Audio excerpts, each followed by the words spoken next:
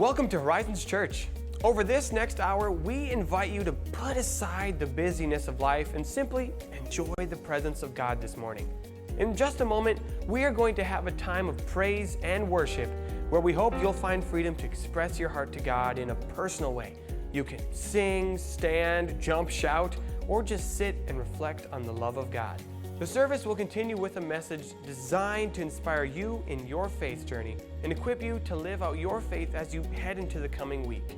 For those of you with kids, you can relax, knowing that your children will be engaged in kid-friendly worship, Bible stories, games, and activities in a safe environment with trusted small group leaders who care for your children. Right now, you can pull out your phone and let us know that you're here on our church app, Horizons MN. You can also check in by using the connection card in the seat back in front of you. If this is your first time, welcome, and hang on to that card and bring it to our connection point immediately after service to meet one of our team members and receive a free gift. We are excited to worship with you, whether you're here in the room in Ham Lake or joining us via our online campus. Horizons, get on your feet, because it's time to worship.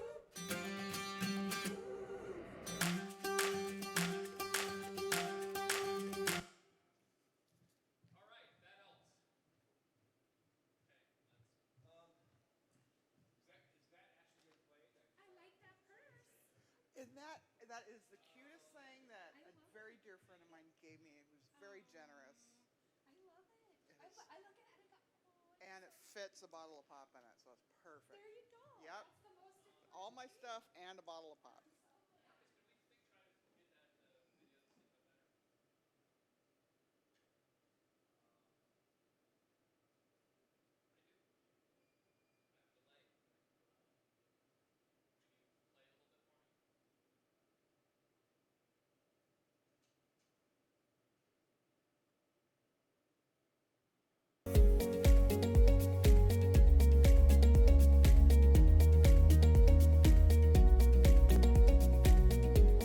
Welcome to Horizons Church. Over this next hour, we invite you to put aside the busyness of life and simply enjoy the presence of God this morning. In just a moment, we are going to have a time of praise and worship where we hope you'll find freedom to express your heart to God in a personal way. You can sing, stand, jump, shout, or just sit and reflect on the love of God. The service will continue with a message designed to inspire you in your faith journey and equip you to live out your faith as you head into the coming week. For those of you with kids, you can relax, knowing that your children will be engaged in kid-friendly worship, Bible stories, games, and activities in a safe environment with trusted small group leaders who care for your children. Right now, you can pull out your phone and let us know that you're here on our church app, Horizons MN. You can also check in by using the connection card.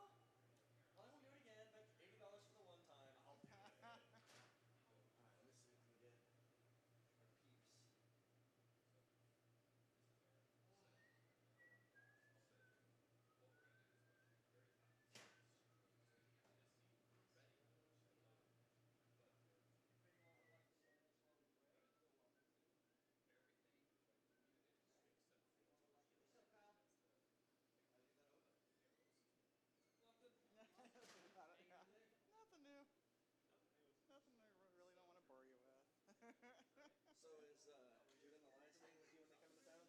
That can be good. Don't know. We know they're coming to town. We got tickets, but I just saw it pop up. I was like, it's made me think of you. Oh, did you? Down Jordan? Like, oh, Paul. Is that? Yeah. It's kind of like it's a tourist thing now.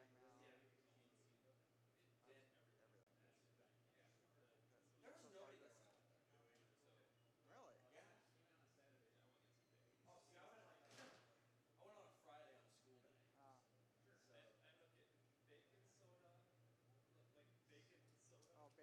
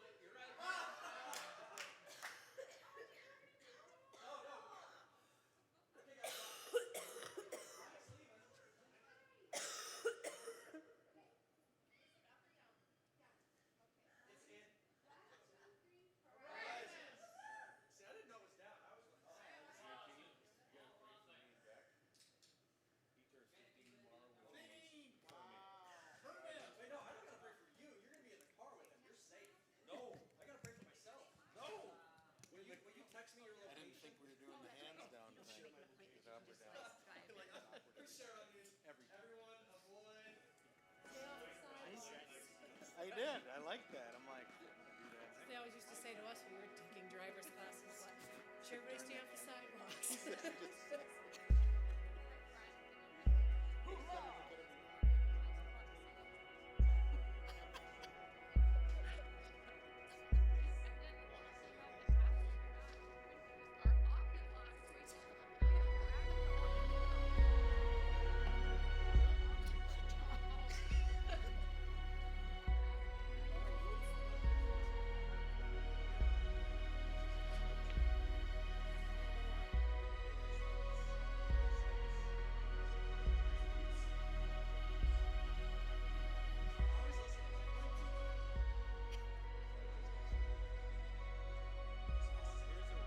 You need to be a team player.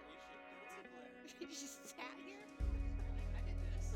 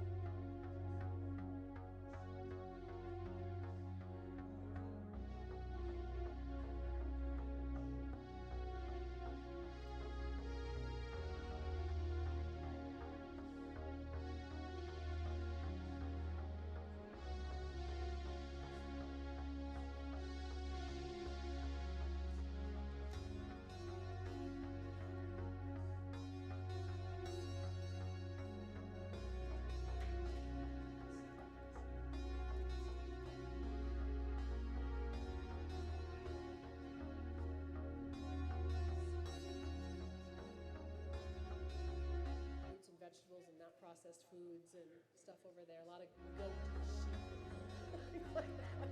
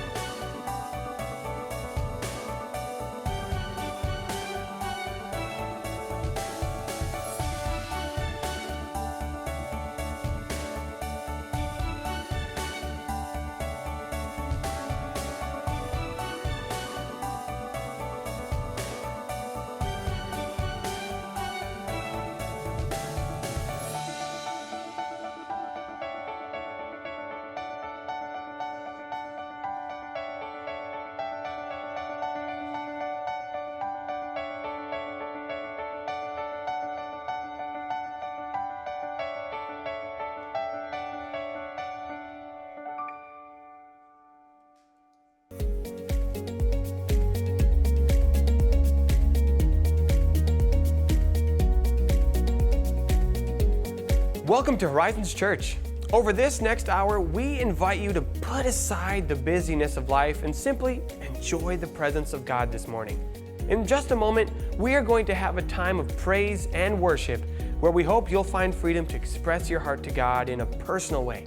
You can sing, stand, jump, shout, or just sit and reflect on the love of God. The service will continue with a message designed to inspire you in your faith journey and equip you to live out your faith as you head into the coming week. For those of you with kids, you can relax, knowing that your children will be engaged in kid-friendly worship, Bible stories, games, and activities in a safe environment with trusted small group leaders who care for your children. Right now, you can pull out your phone and let us know that you're here on our church app, Horizons MN. You can also check in by using the connection card in the seat back in front of you. If this is your first time, welcome. And hang on to that card and bring it to our connection point immediately after service to meet one of our team members and receive a free gift. We are excited to worship with you, whether you're here in the room in Ham Lake or joining us via our online campus. Horizons, get on your feet, because it's time to worship.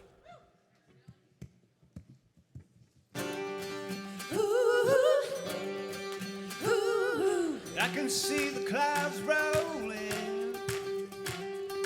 I can feel the winds that try to shake me.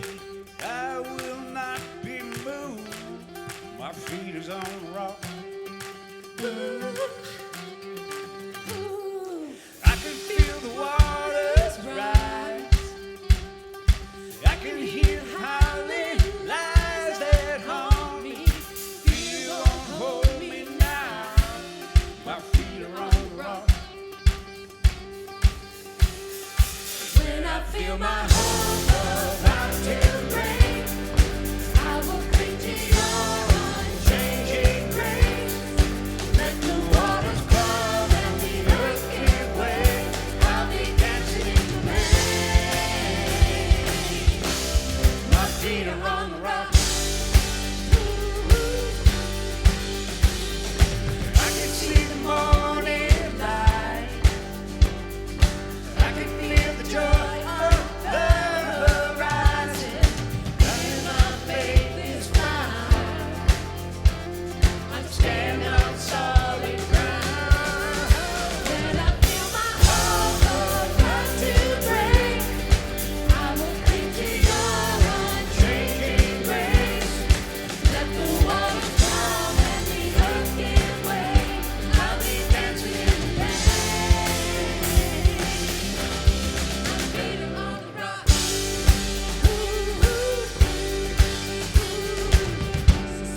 Rock I stand, no other ground is sinking sand. So stomp your feet and clap your hands. My feet are on the rock. On Christ's solid rock I stand, all other ground is sinking sand. So stomp your feet and clap your hands. My feet are on the rock. On Christ's solid rock I stand, all other ground is sinking sand. So stomp your feet and clap your hands. My feet are on the rock. When I feel my heart about to break, I will cling to your unchanging grace. Let the waters come and the earth give way. I'll be dancing in the rain.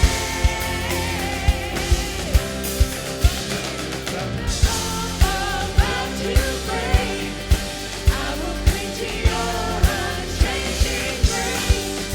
Let the waters come and the earth give way. I'll be dancing in the rain. My feet are on the rock. Ooh, my feet are on the rock. Ooh, my feet are on the rock. Yeah, all right. You guys may be seated. Welcome to Horizons Church. Happy June to all of you. We are in summer. I think last time I hosted, I jinxed us, and I was like, I think we made it through. And then it snowed, and so I think it's June. We might be safe now. So happy June to all of you. And speaking of June, we have a treat for you today when you leave, so make sure you grab that on the way out. We got some popcorn popping for you just to lighten your day a little bit with that, and who doesn't love popcorn? So make sure you grab that on the way out. If you haven't already, you can check in now with the church app, Horizons MN, or you can do it on the app, which is the app, Horizons MN, or the connection card in the seat back in front of you. You can do that at this time. And if you're new here, keep that card, and after service, out these doors, take a left, you'll run into Connection Point, and there we just want to shake your hand, get to know you, hear your story a little bit. I'm going to invite the ushers forward at this time, and I want to talk to you about Back to the Books. That is coming up in 2 months, and we are super excited. There's more information on the screens here, but we need your help in order to do this. And we are trying to have a goal to give away 750 backpacks to kids in need in our community, and we get to be the hands and feet of Jesus and do that, which is going to be amazing. But you can help in 2 ways. You can give financially, you can sponsor a child that way, or you can serve on that day, or you can do both if that's how you feel you want to do. But on this little envelope here, it's in your bulletin. You'll find more information on all of that. You can check a team you might want to serve on, or you can drop this in the offering bucket as it goes by.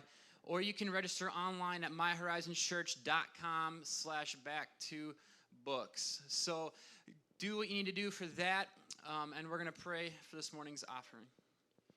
God, thank you so much for this morning. Thank you that we can come and be in your presence. God, we love just worshiping you, and I pray that the worship this morning is pleasing to your ears, and that you would just be glorified through everything we do. God, I just pray for this morning's gifts and offerings. God, that you would bless that, and that you would just send it out, and that it would just multiply in this community, and that you would receive glory for everything that happens through these financial gifts today. God, we pray for Back to Books, that you would just start prepping the hearts of students and parents who are going to walk through our doors, and our volunteers, that we get to love on them, and we get to be your hands and your feet in August coming up here. And so, God, I pray that you would just stir in our hearts and on what you want us to do with Back to the Books personally. God, we just love you. We give this time to you. In your name we pray. Amen.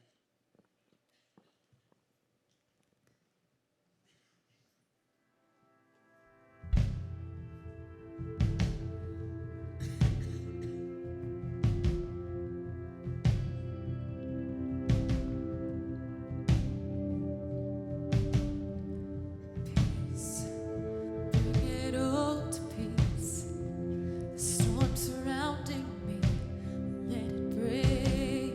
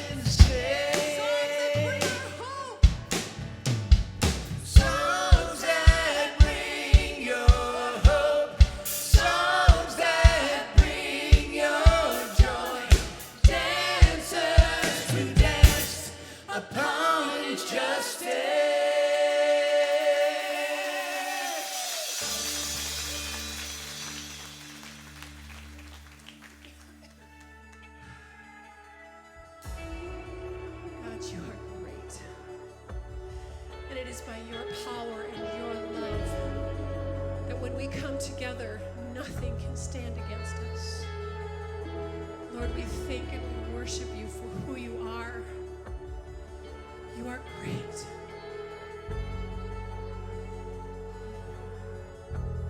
Oh Lord, my God, when I in awesome wonder consider all the worlds thy hands have made,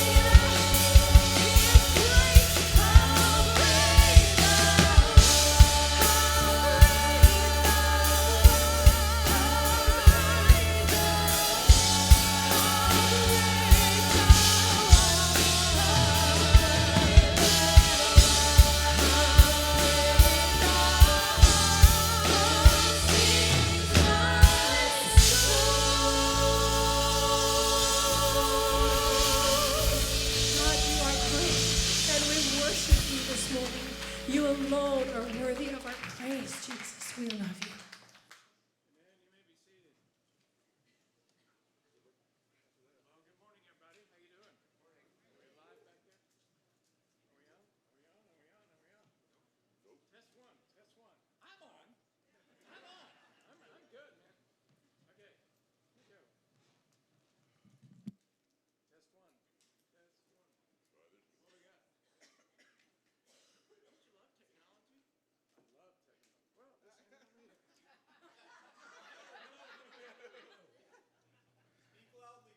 Yeah, speak. Oh, there we go. Okay, no, okay, it's handheld. I hate handheld. I can't talk. I hate it. Yes. Okay, well, all right. Hey, I want to begin by asking this question, and this is actually the question that we're going to attempt to answer over the course of the series.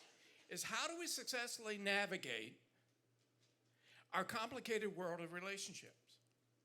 I don't know if you've ever been like me, but have you ever been in a crowd of people and you look around at everybody that's in the room and you wonder to yourself, am I the only normal one here? I mean, you ever done that? I have, right?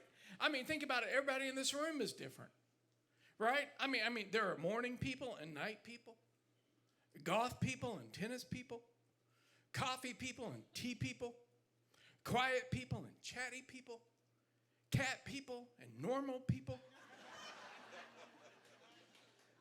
I know, keep your cards and notes to yourself. I don't care. I really don't care. Okay, so, but we're all different. And because we're all so different, it leads to conflict in our relational world. And of course, there are no differences. There's no environment that makes it more obvious that differences exist than when it comes to men and women. Right? Men and women tend to like different movies. Guys like shoot-'em-up movies. Ladies, not so much. Verbally, women are greater conversationalists than men. In fact, studies actually reveal that women on average speak 12,000 more words a day than men do. So ladies, by the time your husband comes home, he has nothing left to say. He's used up all of his words, and you're wondering, why isn't he talking to me? He has nothing left to say. Right? And yet you still have more words to say. I mean, we're just different. And then those of us who have kids, we've discovered that our kids are different. They're different from each other. Each kid is unique. They have different talents and gifts and personalities and passion. You go into one kid's room and everything is in its place. You go into another kid's room and it looks like a bomb went off. And you ask them, didn't you clean your room? And they go, I just finished.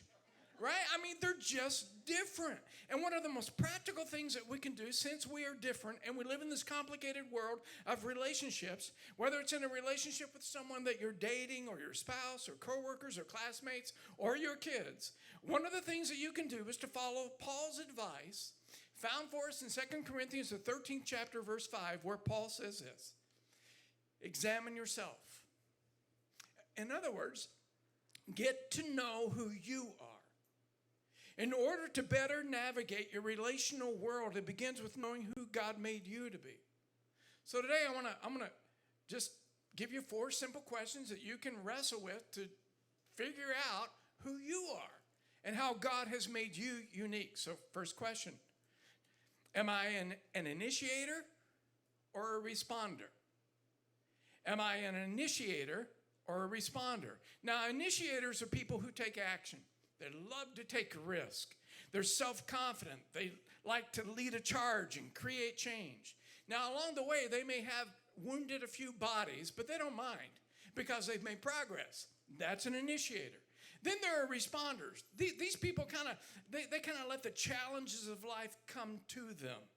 They might be aggressive in a couple of areas, but generally speaking, they're easygoing, less driven. They weigh decisions carefully, and because of that, sometimes people view them as being people who are indecisive.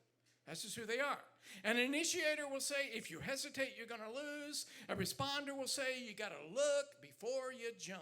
So which one are you? An initiator or a responder? Here's the second question. Am I an extrovert or an introvert? Extrovert or introvert? I mean, tomorrow morning, if you were to go into any breakfast shop in town, you would easily identify who the extroverts are and the introverts are. Because all the extroverts have gathered around a table designed to seat 4 people, and there are 10 people around it. And they're laughing, and they're cutting up, and they're just, smack talking to each other. What you got? You got something here? Get rid of that mic for you. Okay. Beautiful. You're a good man. I like you. Thank you. You're an initiator, aren't you? Okay, are we on? Oh, there we go. Give it up for Mark. Okay, now I can talk. See, Mark's an initiator, right? I mean, he's good.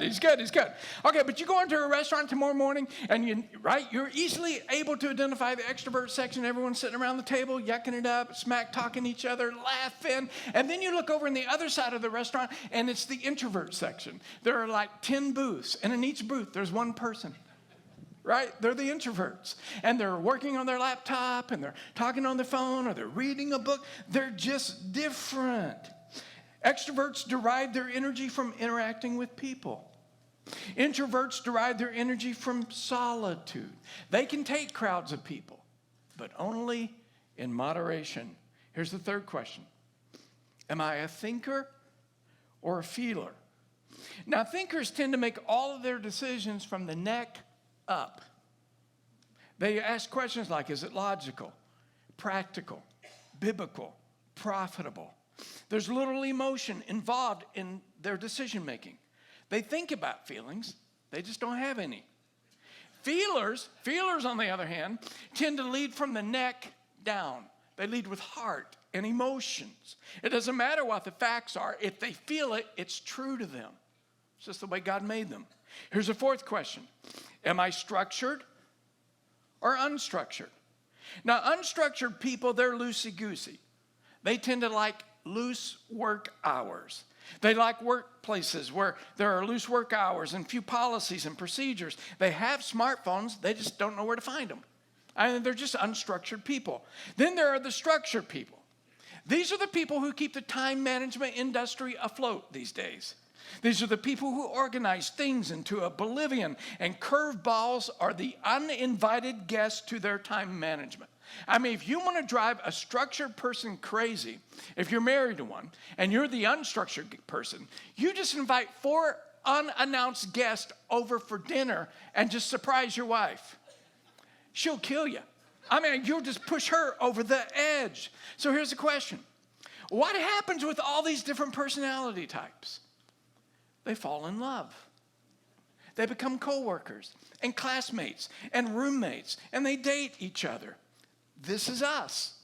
Then we look at each other in our relational world, and we ask the question of the day, why can't you be normal like me? What's wrong with you, right?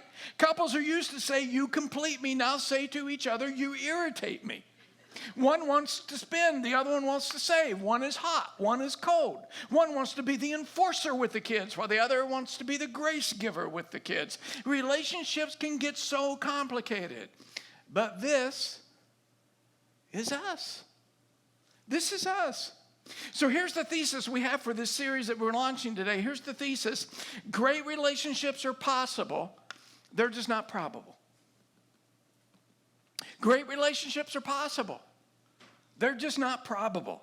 And the reason they're not probable is because for too many of us, when it comes to our relationships, we're following the wisdom of our culture when it comes to dealing with our differences. Consequently, our relationships are failing way too often. Here's a verse that Paul says, here's some advice Paul gives us in Romans the 12th chapter, verse 2. Here's what he says. Don't copy the behavior and customs of the world. And if there's any arena that you don't want to copy, the customs and behavior of the world, it's in the area of relationships. But let God transform you into a new person by changing the way that you think. Now notice that Paul didn't say, let God transform them. He didn't say that. God, you fix them. They're the problem. And Paul would say to all of us in the room, nope. If you want to make your relational world better, it begins by changing you. I mean, think about it. You can't change anybody anyhow. The only person you can change is change you. So transform the way you think and you'll transform your life. Change your thinking and you'll improve your relationships. Paul continues and he says, then you will learn to know God's will for you. God's will for you in the workplace. God's will for you in your family relationships, your marriage relationships, dating relationships. Then he ends by saying his good and pleasing and perfect will. And I know some of you are thinking, but Jimmy, that sounds like pie in the sky right now. And I admit it. Great relationships are possible. They're just not probable. They're just not probable. Unless you're willing to go about relationships God's way. Because he created all of us. He knows us better than anybody else. So this morning, I just want to get real practical for everyday life. How do we handle, because we're so different from each other in our marriages, our working environments, our relationships, dating relationships, friendships, we're just different from everybody. How do we handle the inevitable conflict that arises? Because we all have conflict, because we're so different.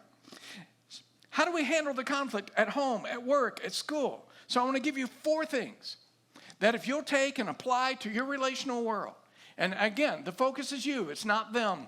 You focus on you. Let them focus on themselves. And I'm telling you, your relational world will get better. So how do we manage the conflict that comes because we're so different in our relational world? Number 1, I will act versus react. We have different ways of reacting to conflict, don't we? Some of us, we explode.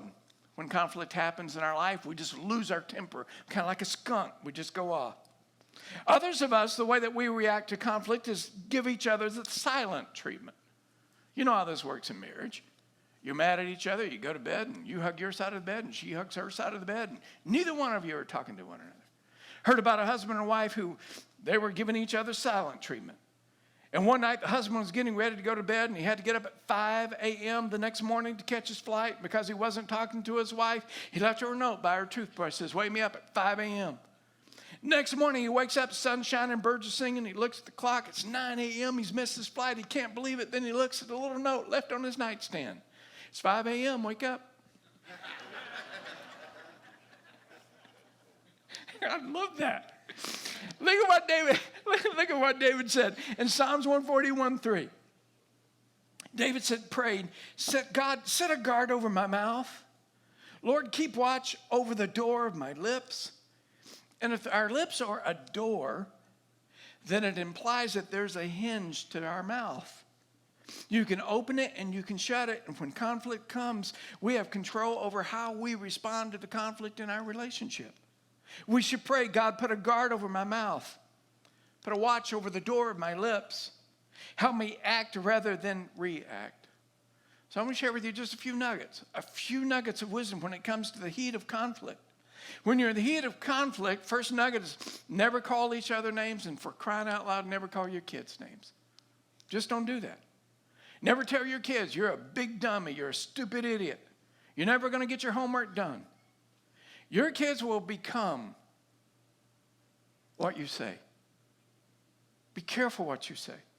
So what if instead we chose to speak things that are not as though they were? And we said to our kids, I know what you've been doing, but that's not who you are. You're better than that. You're a leader, not a follower. You care about others more than you care just about yourself. You're going to impact the kids of your school instead of the kids impacting you. You're going to be a difference maker with your life. In the heat of conflict, be careful what you say. Don't call each other names. Second little nuggets, never raise your voice. You'll just regret it. We've all been there, right? You can say what you need to say without being loud. Solomon says in Proverbs 15:1, he says, harsh words stirs up anger. He didn't say a harsh word solves problems. A harsh word makes everybody happy. Nope. Harsh words just stirs up anger. Third little nugget, never get historical. Never get historical. You know, someone is upset and they'll say something like, well, you did that last time. And you go, well, when was that? 19 years ago you did that. Oh my gosh, I can't even remember what I had for breakfast, let alone what I did 19 years ago, right? Here's a fourth nugget. Never use the words, you never, or you always. Because no one always or never does anything. Just don't use those words in the heat of conflict. And never, ever threaten divorce. Never, ever threaten divorce. Just take that word out of your vocabulary. It's not an option. Just take it out. So just some nuggets for handling conflict. Here's a second insight for managing conflict. I will focus on the good things in you. Now, I know what some of you are probably thinking. Well, Jimmy, I don't see anything good in that person right now. And here's what I want to say to you, and I mean it sincerely from the bottom of my heart. That is a lie straight from hell. That is a lie straight from hell. Jesus said that Satan was the father of lies.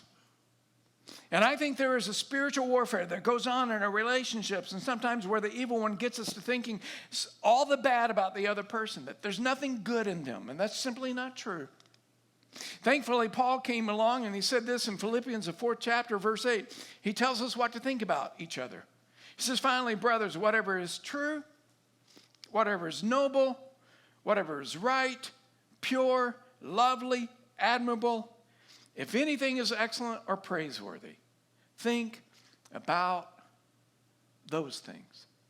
Before you blow everything out of proportion, before you start throwing stones, begin to focus on the good, because there's good in all of us. There's good in all of us. And when we focus on the good things, we'll stop believing the lies that the enemy keeps feeding our mind about the other person. Third insight for managing conflict. I will apply God's grace to you. I will apply God's grace to you. And we all want God's grace for us, right? I know I want God's grace for me. I'll take all the forgiveness and grace and mercy I can possibly get. But often we don't want to offer grace to others. And yet Jesus said this, our leader and Lord said this in Matthew the 5th chapter. This is awesome. Therefore, if you're offering your gift at the altar, and there remember that your brother has something against you, leave your gift there in front of the altar. First, in other words, before you worship God, this is Jesus talking. First, go and be reconciled to your brother. Then you come and worship me. Man, Jesus is kind of saying if you're in church today and you've got a conflict going on in your relational world, before you bring him your offering of worship to him, you're going to be reconciled to that person. In other words, there's this direct link between this and this. And this isn't quite what it should be when this isn't what it should be. So let's get this right, and this becomes right. This is why I think Satan tries to get families fighting on their way to church. TJ and I, we saw this a long time ago. We come in separate cars. We don't fight at all on the way to church. But this relationship this way is important because it impacts this relationship. You can't worship God correctly while you have conflict in your heart. You can't do it. So Paul gives us this advice. In Romans 12th chapter, he writes, don't take revenge, even if they deserve it. Don't take revenge. You leave the revenge part to God. In fact, the Bible says if your enemy is hungry, you should feed him. If your enemy is thirsty, you give him something to drink. Again, this is important. You show God's love. Show God's grace.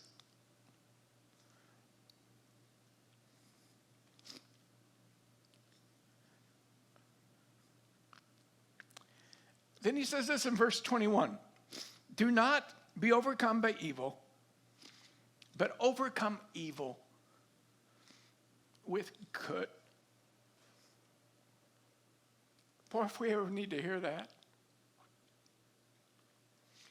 it's now.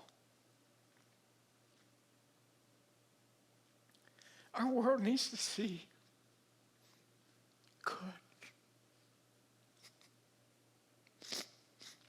Some of you will be thinking as you consider your relational world, Jimmy, I just can't do that. Jimmy, I don't have that kind of power. And it's true. You don't have that kind of power unless you do this last thing. Again, remember, great relationships are possible. They're just not probable unless you're willing to do this fourth thing. Number 4, I will remember God's grace to me. I will remember the extent of God's grace to me. See, this will change you. Every time I remember all that God has done for me, the extent of his grace that he has shown me, then all of a sudden I find the grace I need to extend to other people. Listen to the words of Paul in Romans, the 3rd chapter, verse 23, and he talks about the extent of God's grace for you and me. He says, since we've compiled this long and sorry record of sinners and proved that we're utterly incapable of living the glorious lives God wills for us, God did it for us. Out of sheer generosity, he put us in right standing with himself. Just a pure gift. He got us out of the mess we were in and restored us to where he wanted us to be. And he did it by the means of Jesus Christ. So today we're going to remember. You want to find the power to show the grace that someone else deserves? Maybe you don't think they earn it, but you know you need to do it. Where do you find the impotence and the power to do it? You remember what he did. So the band is coming up to lead us in a song, and as they lead us in a song, the ushers will come, and they'll pass out the elements, and after a few moments, I'll come up, I'll lead us in communion. And if you need gluten-free product, there's gluten-free product back to the back. You can use that as well. And when you get this cup, just hang on to it, and I'll lead you through the process, and we'll share in communion together. But let's remember this morning, let's remember the extent of his grace. It was all a pure gift. We didn't deserve it. We couldn't earn it. We were sinners. And in spite of that, he sent his son to die for you and me. Let's remember the extent of his amazing grace. Ushers, would you pass out the elements? And I'll come back and I'll lead us in just a moment.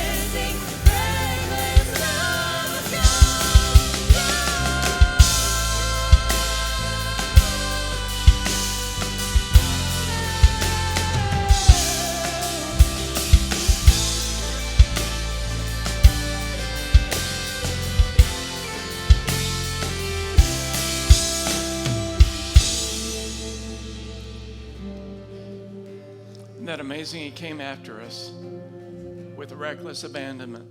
He moved heaven and earth for you.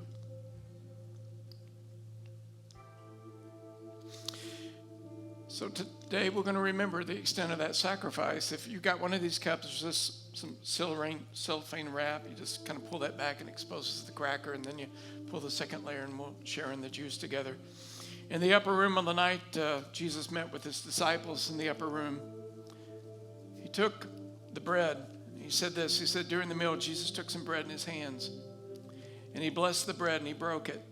And then he gave it to his disciples, and he said, take this and eat it. This is my body. So let's partake of the cracker together.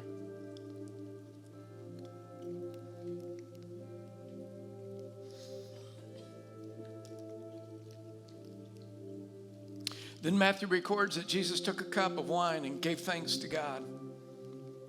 Then he gave it to his disciples and said, take this and drink this. This is my blood.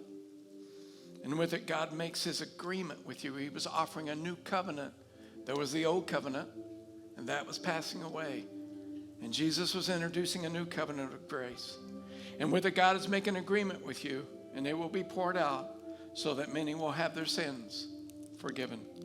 So you can expose the juice and share.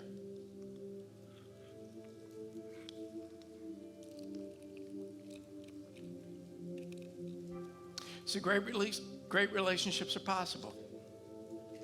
They're just not probable. So I pray that you'll allow God to transform you. And instead of reacting, you'll act. You'll focus on the good. You'll offer grace to others. And you'll remember the extent of God's grace shown to you. Next week, we're going to talk about how we can speak life into our relational world. Team, won't you take us out?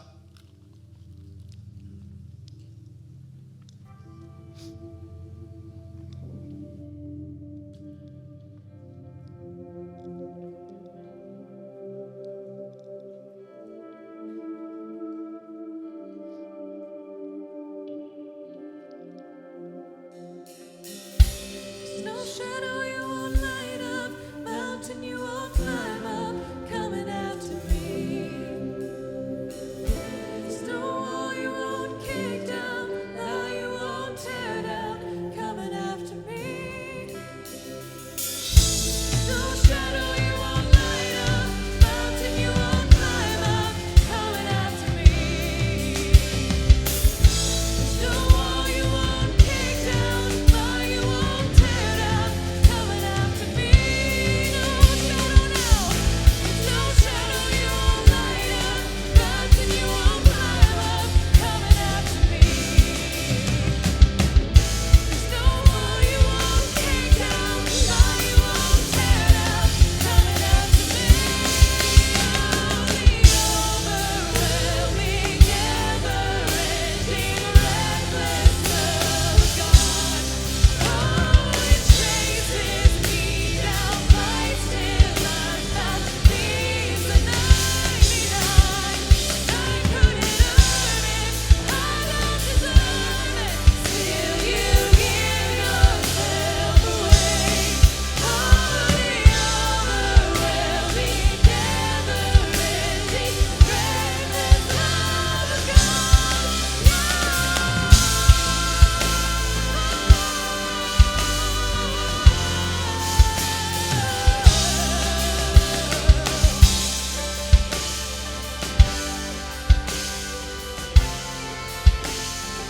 All right, well, Horizons, it was an honor worshiping with you today. You guys are dismissed. If you're new here, you can stop by Connection Point. We'd love just to get to know you and shake your hand. Hope you guys have a great week. We'll see you next week. And if you need prayer, we have prayer partners up here as well. God bless you guys.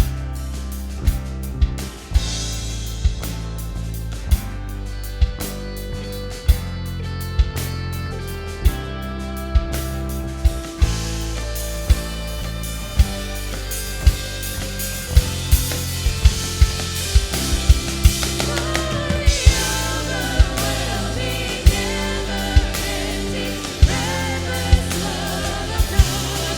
Oh, it chases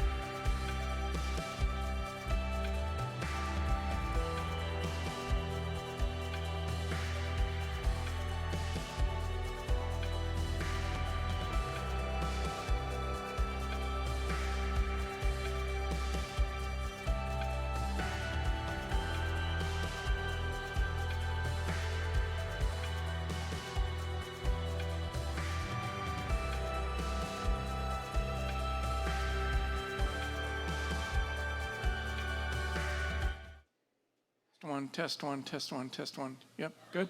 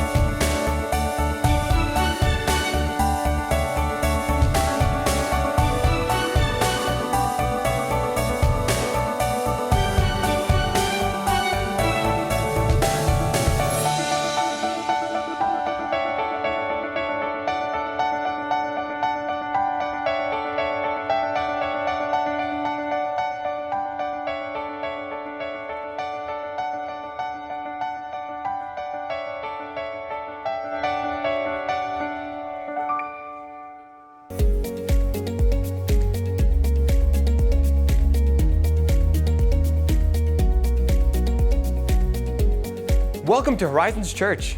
Over this next hour, we invite you to put aside the busyness of life and simply enjoy the presence of God this morning. In just a moment, we are going to have a time of praise and worship where we hope you'll find freedom to express your heart to God in a personal way. You can sing, stand, jump, shout, or just sit and reflect on the love of God. The service will continue with a message designed to inspire you in your faith journey and equip you to live out your faith as you head into the coming week. For those of you with kids, you can relax, knowing that your children will be engaged in kid-friendly worship, Bible stories, games, and activities in a safe environment with trusted small group leaders who care for your children. Right now, you can pull out your phone and let us know that you're here on our church app, Horizons MN. You can also check in by using the connection card in the seat back in front of you. If this is your first time, welcome, and hang on to that card and bring it to our connection point immediately after service to meet one of our team members and receive a free gift. We are excited to worship with you, whether you're here in the room in Ham Lake or joining us via our online campus. Horizons, get on your feet, because it's time to worship. I can see the clouds rolling. I can feel the winds, they try to shake me. I will not be moved, feet are on the rock. I can feel the waters rise. I can hear the howling lies that haunt me. Fear won't hold me now. My feet are on the rock. When I feel my heart about to break, I will cling to your unchanging grace. Let the waters come and the earth give way. I'll be dancing in the rain. My feet are on the rock. Ooh, ooh. I can see the morning light. I can feel the joy on the horizon. Here my faith is found. I'm standing up.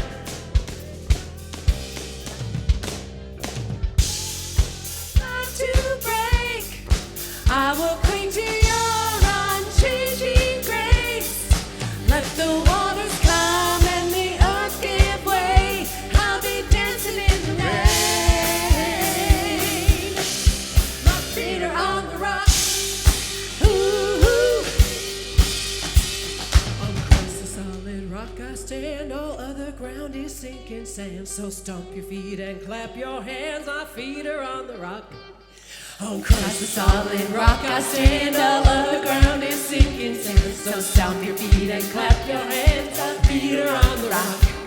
On Christ the solid rock I stand, all other ground is sinking sand. So stomp your feet and clap your hands on the rock. When I feel my heart about to break, I will cling to your unchanging grace. Oh, let the waters come and the earth give way. I'll be dancing in the rain. When I feel my hope about to break, I will cling to your unchanging grace. Let the waters come and the earth give way. I'll be dancing in the rain. My feet are on the rock. Ooh, my feet are on the rock. Ooh, my feet are on the rock. Church, you may be seated.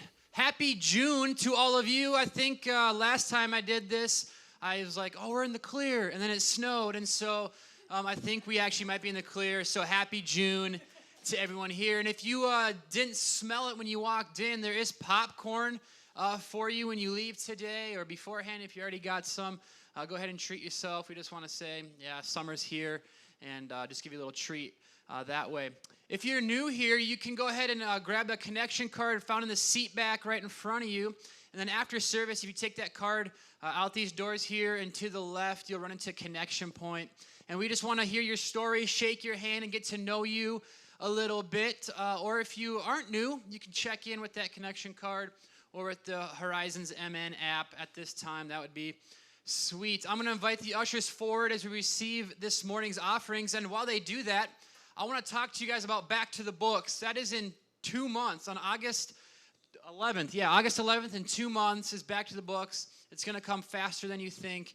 And our goal this year is to give away 750 backpacks to those who are in need, and also a bunch of haircuts as well. And so if you want to serve, there's 2 ways you can get involved. You can serve, just check one of these things here, drop it in the offering, and we'll follow up with you.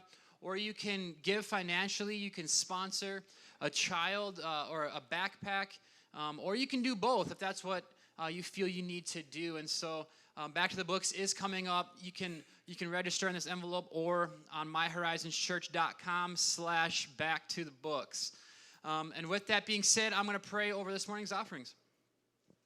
God, thank you so much for this time here today that we can come and just worship you, God. We love being in your presence. And God, I pray that you would just let this worship be pleasing to your ears, and that you would just hear our songs, hear our words to you as we just reflect on what you've done in our lives. And God, I just thank you so much for every person in this room who is giving of their resources and just giving of their time, and are just here to worship you. And I pray you'll bless this offering, that it'll go above and beyond what we can even ask or think or imagine, and that you would just pour out into the community and with more of our offerings. And so, God, let you be glorified. We just love you, and we pray for Back to the Books. Whatever you might be stirring in our hearts, I pray that we would just act on that, and that we would be obedient in that. And we just love you, and we give this time to you. In your name we pray. Amen.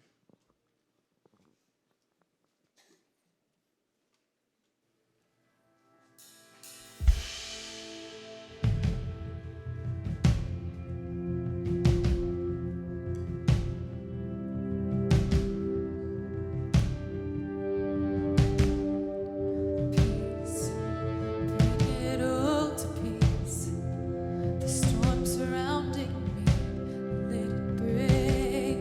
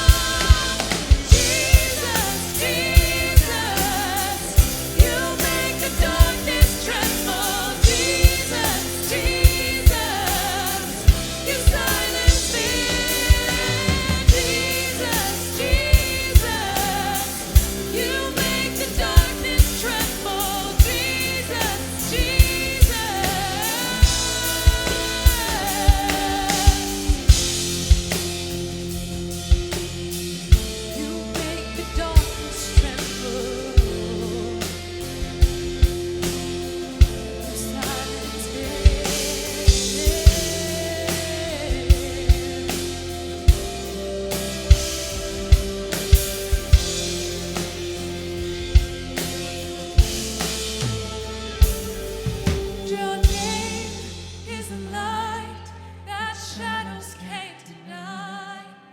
Your name is not the overcome. Your name is alive, forever lifted high. Your name cannot be overcome. Your name is alive, that the shadows can't deny. Your name cannot be overcome. Your name is alive, forever lifted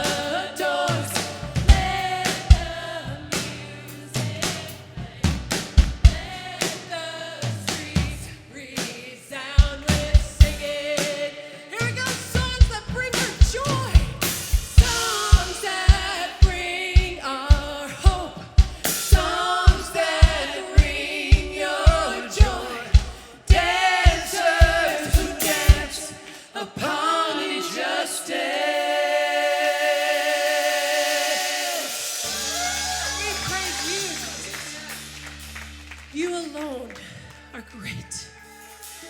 You alone, Jesus, are worthy of our praise. You alone have created all things. You alone, God, is where our power, our strength, our peace, our joy, our hope. Lord, we love you and praise you for who you are. Oh Lord, my God, when I in awesome wonder consider all the worlds thy hands hath made, I see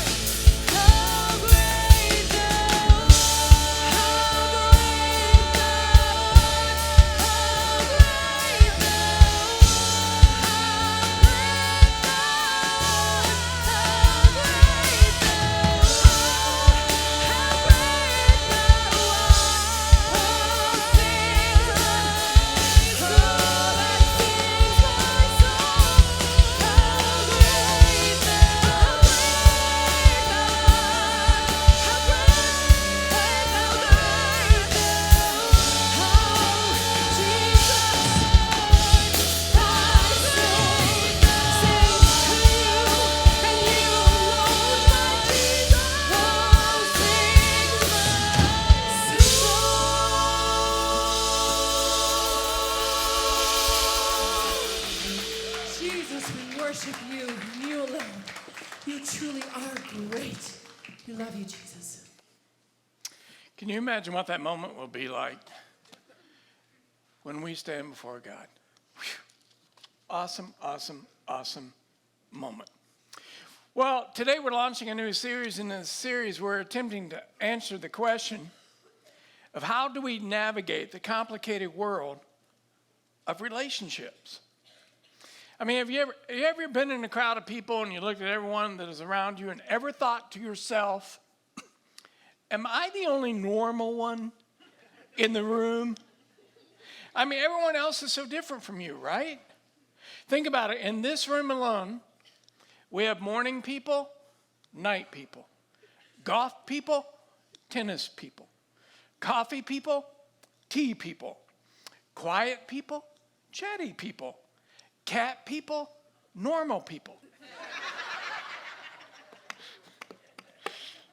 I just had to do that, okay? All right, so forgive me, right? Okay, but we're all so different. And because we're all different, it leads to conflict in our relational world. And of course, nowhere is that difference more apparent than in the differences that exist between men and women. I mean, men, when it comes to movies, we like kind of shoot 'em up movies, right? Ladies, not so much. Verbally, generally women are better conversationalists than men. They are. Studies actually reveal that women on average speak 12,000 more words a day than men do. Ladies, it explains why your husband, when he comes home, he has no more words to use. They're all used up, right? And you're saying you still got 12,000 more words to share, and he gets to listen, right? I mean, we're just different. And those of you who have kids, you've discovered that your kids are different. Each child is unique. They have different talents, gifts, personalities, and passions. Go into one kid's room, and everything is in its place. Go into another kid's room. It looks like a bomb went off. And you ask them, didn't you clean your room? They go, I just finished, right? I mean, they just don't see it. One of the most practical things, consequently, because we're so different, one of the most practical things that we can do to navigate our complicated world of relationships, whether it's a relationship with someone that you're dating, or your spouse, or your coworkers, or your classmates, or your kids. One of the best things that we can do is follow Paul's advice when he tells us in 2 Corinthians, the 13th chapter, examine yourself. In other words, get to know who you are. Get to know who you are. In order to navigate your relational world better, it begins with knowing who you are and how God has made you. And we examine ourselves by asking four simple but very important questions. They're on your notes if you want to take some notes. These are great questions to consider in your relational world. So question number one, as you're considering who you are, not who they are, who you are. First question, am I an initiator or a responder? Now, initiators are people who take action. They love risk. They're self-confident. They like to lead a charge and create change. Now, along the way, there may be a few wounded bodies, but that's just the price of progress for them. Responders, they're different. These people kind of let the challenges of life float to them. They might be aggressive in a couple of areas, but generally speaking, they're easygoing, less driven, and they tend to weigh decisions carefully. And because they tend to weigh decisions carefully, they're accused often of being indecisive. But they're processing. It's just who they are. An initiator will say, if you hesitate, you're going to lose. A responder will say, you got to look before you jump. So which are you? Are you an initiator or are you a responder? Here's the second question to better know yourself. Am I an extrovert or an introvert? Now, go to any breakfast joint tomorrow morning, walk in, and you'll be able to identify the extrovert section versus the introvert section. At the extrovert section, you'll see people, a table that's designed for 4 people, and there are 10 people sitting around that table. And they're laughing and cutting up and talking smack to each other. And Flo, the old waitress, she's just joining in, making fun of them, and they're just, ha, ha, ha. They're just having a party. And then you look over in the other section of the breakfast restaurant, and there's 12 booths. And in each booth, there's one person. That is the introvert section, without a doubt. Persons reading their books or working on their laptop. Extroverts derive their energy from interaction with people. Introverts derive their energy from solitude. They can take crowds, but only in brief moderation. Third question to ask as you consider who you are. Am I a thinker or a feeler? Am I a thinker or a feeler? Now, thinkers tend to make all of their decisions from the neck up. They ask questions like, is it logical, practical, biblical, profitable? There's little emotion involved in decision making. They think about feelings. They just don't have any. Okay, they're just thinkers. Then, it's just who God made us. And then there's feelers, right? These people tend to lead and make decisions from the neck down. They lead from their heart and emotions. Facts don't matter to these people. If they feel it, it's truth to them. That's just how God wired them. Here's a fourth question to get to know yourself a little bit better. Am I structured or unstructured? Now, unstructured people, they're loosey-goosey. They tend to make things up as they go. Que sera, sera. They like workplaces that are loose on work hours and have very few policies and procedures in place. These people have smartphones, they just can't find them. They're just unstructured. Then there's the structured people in the room. These people keep the time management industry afloat. They are incredibly organized. I mean, they organize, they dot every I, they cross every T. They're organized into oblivion. And curveballs are the uninvited guest to their time management. And if you happen to be an unstructured person who's married to a structured person, the last thing you want to do is bring uninvited or unannounced guests to dinner to your structured spouse. That spouse will kill you. They will. You're just going to push them over the edge. They can't handle it. So question, what happens with all these personality types? They fall in love. They become co-workers. They attend school together and churches together. This is us. Then we look at each other in our relational world and we ask the question of the day, why can't you be normal like me? Right? Well, it's just a normal question. Couples who used to say, you complete me, now say, you irritate me.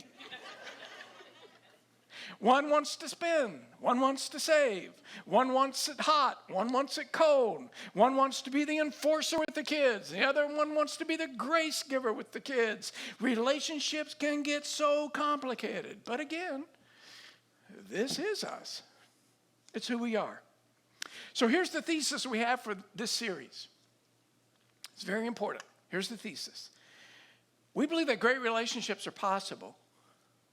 They're just not probable. Great relationships are possible. They're just not probable. And the reason they're not probable is because for far too many of us, when it comes to our relationships, we're following the wisdom of our culture. When it comes to dealing with the differences we have in our relationships, consequently, way too many relationships are failing. So here's the key verse that we have for today. It comes from the words of Paul in Romans 12th chapter, verse 2. Paul says this, and this is advice to every follower of Jesus. And if you're not a follower of Jesus, you might want to consider his words. Here's what he says. Don't copy the behavior and customs of this world. And this is particularly true when it comes to your relationships. Don't follow the advice of our culture. Just don't do it. Instead, Paul says, let God transform you into a new person by changing the way you think. Now, notice that Paul didn't say, let God transform them, right? They're the problem because they're not normal like you. You let God transform them. He didn't say that. He said, no. Let God transform you. You're the focus. It all begins with you. You're the one that has to change. And the truth is, we all know it. We can't change anybody else. I can't change you. You can't change me. I can only change me. And only you can change you. We have to own that. So transform the way that you think and you'll transform your life. You'll transform your relational world if you just change the way you think, because your thinking will improve your relationships. Paul continues and he says in this verse, then you will learn to know God's will for you. God's will for you in the workplace. Workplace relationships, family relationships, marriage relationships, dating relationships. And he ends with this: his good and pleasing and perfect will. And I know what some of you are thinking. Jimmy, that sounds like pie in the sky right now. If you knew and understood my relational world, and again, I admit it, good relationships are possible. They're just not probable. Unless you're willing to take the advice of God who created us. Because he knows us best. And he knows how we best operate and how we function together and relate together. So that's what we're going to talk about today. And today we're just going to get really, really, really practical. It's a great day to be at church. A great Sunday. We're just going to get real practical and talk about, because we are all so different, it leads to conflict in our relational world. So how do we handle the conflict that inevitably will come at home, at school, and at work? I want to give you 4 things. You might want to take some good notes. Here we go. 4 things that will help us navigate conflict in our relational world. Number 1, I will act and not react. We have different ways of reacting, don't we, when we're in conflict? Some of us, when we're in conflict, we explode. We're kind of like a skunk. We just stink up the whole place. Our temper flies off the handle. Others of us, the way that we react to conflict is with the silent treatment, right? Silent treatment. You know how this works in marriage. I mean, you had a conflict in your relationship, and so you decide you're not going to talk to each other. So you go to bed at night, and she hugs her side of the bed, and he hugs his side of the bed, and back to back, and nobody talks to each other. Heard a story about a husband and a wife who were giving each other the silent treatment. And one night, the husband was getting ready to go to bed, and he had to get up at 5 a.m. the next morning to catch a flight. And because he wasn't talking to his wife, he left her a little note by her toothbrush that read, "Please wake me up at 5 a.m. Next morning, he wakes up, the sun's shining, birds are singing. He looks at the clock, it's 9 in the morning. He's missed his flight. He can't believe it. And then he sees this little note on his nightstand that says, "It's 5 a.m., wake up." I love that. See, that silent treatment will get you, man. Look at what David said in Psalms 141:3. He says, "Set a guard over my mouth. Lord, keep watch over the door of my lips."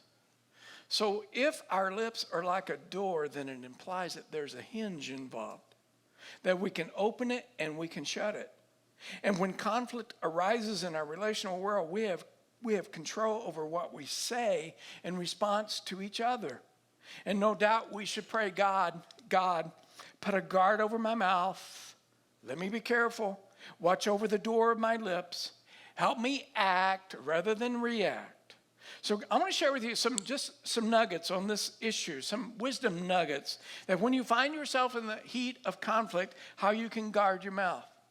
Just some nuggets. Do with it what you want. Here's the first nugget. Never call each other names. And for crying out loud, never call your kids names. Never do that. Never say to your kid, "You're a big dummy." "You're a stupid idiot."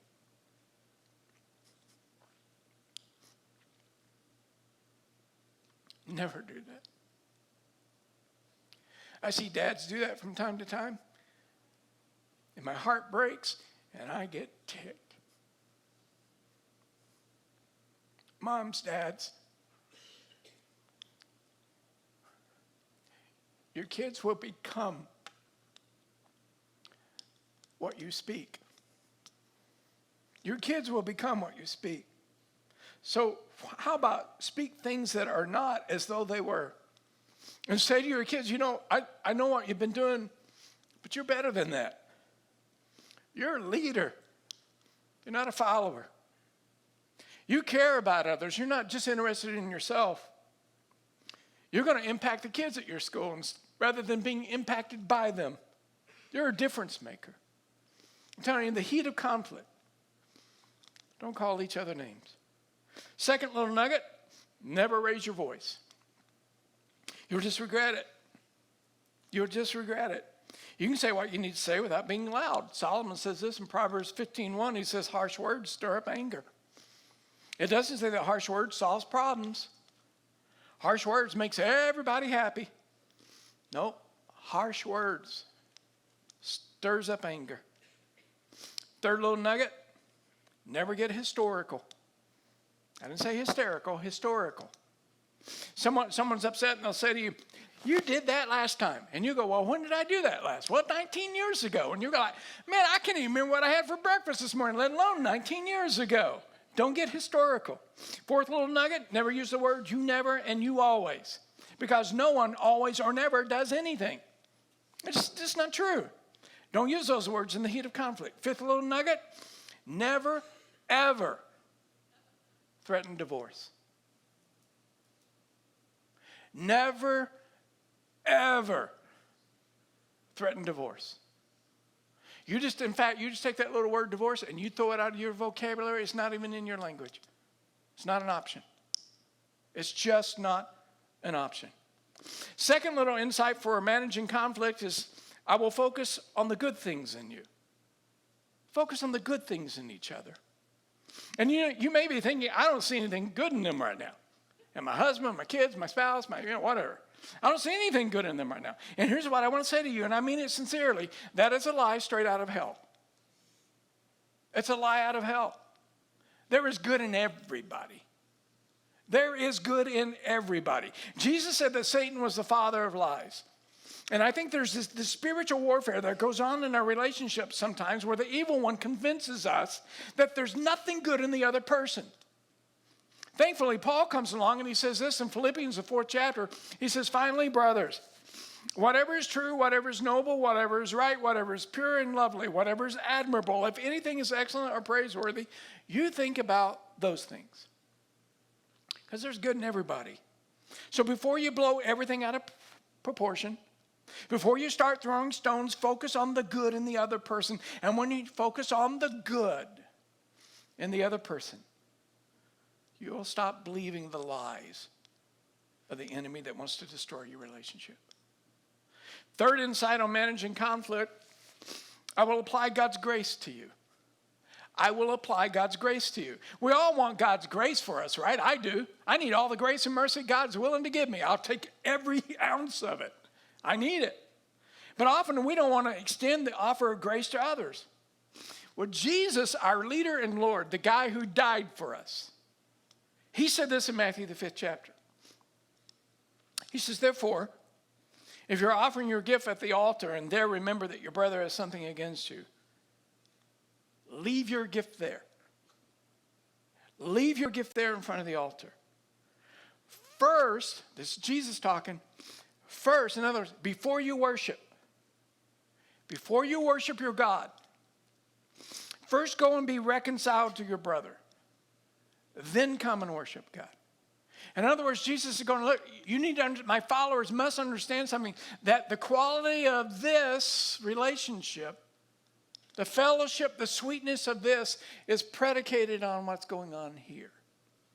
And if you want this to be rich and sweet, you make sure you get this right. And if this isn't right, fix it so that this is all that it can be. It just goes together. This is why I think Satan tries to get people coming on, families fighting on the way to church. They don't want to mess. He wants to mess up their worship. TJ and I, we saw this problem a long time ago. We drive separate cars.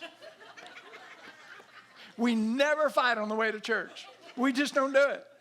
See, the truth is you can't worship God correctly if you have conflict in your heart. You just can't do it. Romans 12th chapter, Paul says, don't take revenge, even if they deserve it. Don't take revenge. You leave the revenge part to God. In fact, the Bible says this, if your enemy is hungry, you should feed him. What? Yep. If your enemy is thirsty, give him something to drink.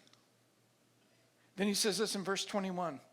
Do not be overcome by evil, but overcome evil with good. say, Jimmy, I can't do that. And you probably can't in your own power, unless you're willing to do this last thing, number 4. I will remember the extent of God's grace to me.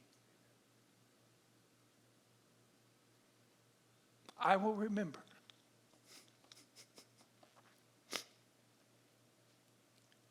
the extent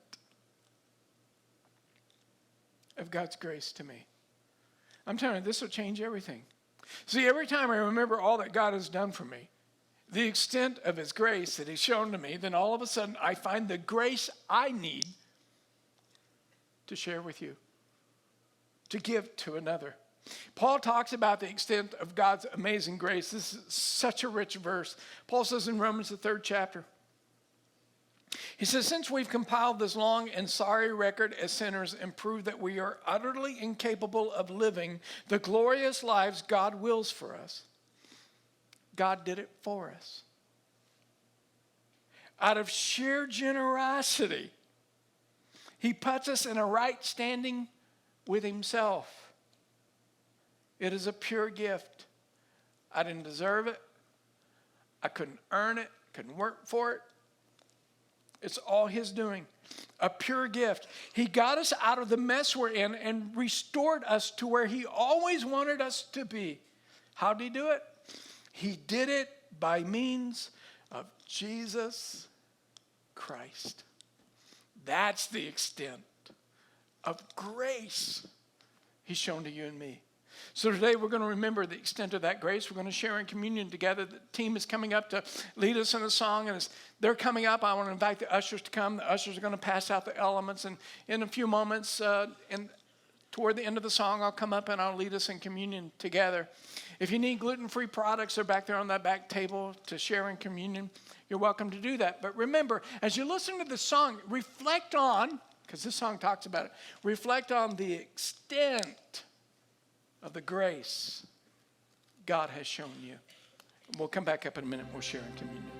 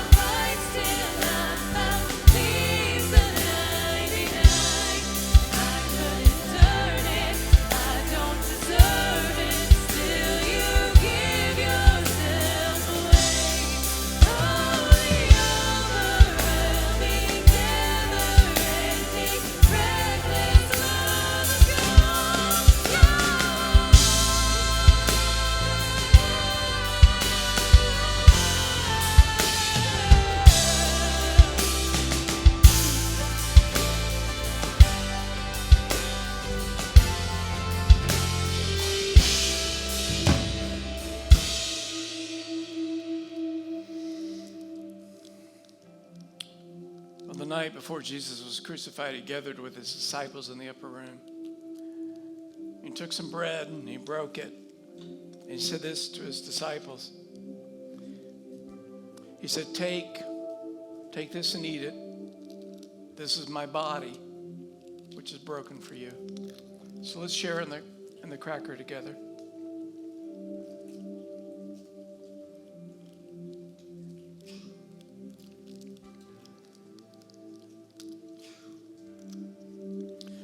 Then Matthew records that Jesus picked up a cup of wine and he gave thanks to God.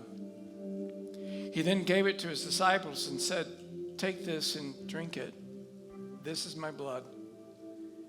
And with it, God makes his agreement with you. See, the old covenant, the Old Testament was about to pass. God had made a covenant with a nation. Jesus had come to make a covenant with the entire world. He was introducing something new. It was all about grace. He said, take this, because with it, God makes his agreement with you, and it will be poured out so that many will have their sins forgiven. So let's share in the juice together.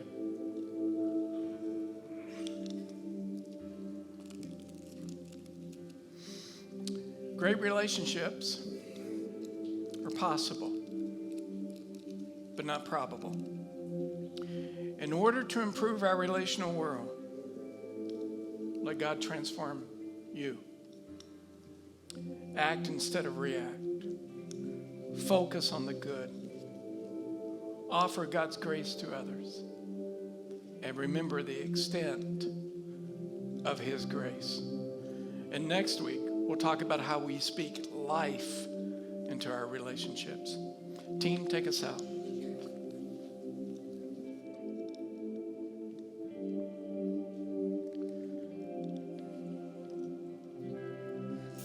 There's no shadow you won't light up, mountain you won't climb up, coming after me.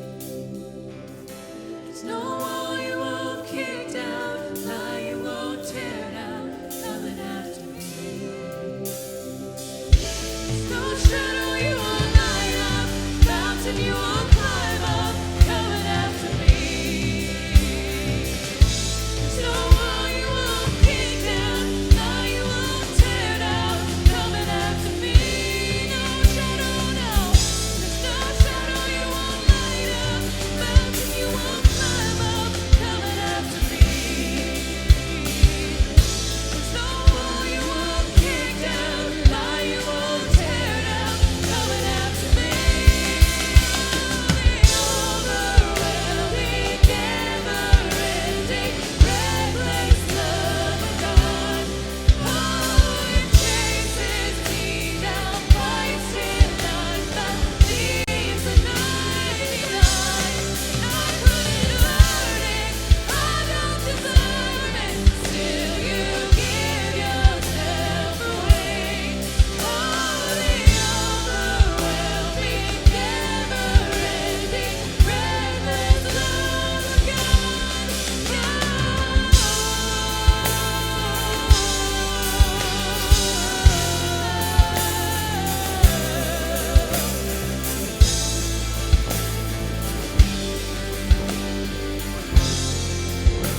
All right. Well, it was an honor worshiping with you guys today. You are dismissed. If you need prayer, we're going to have prayer partners down here. If you're new, make sure you stop by Connection Point. We want to get to know you and shake your hand. God bless you guys. We love you.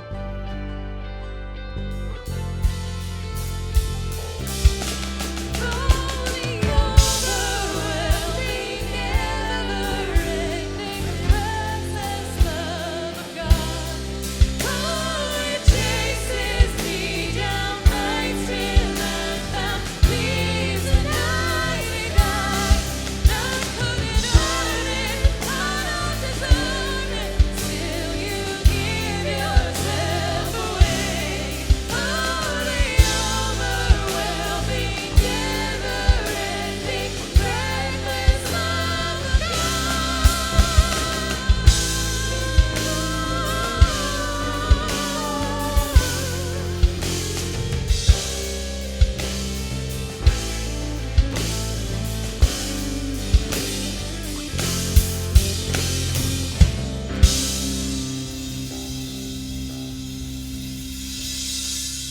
Bye.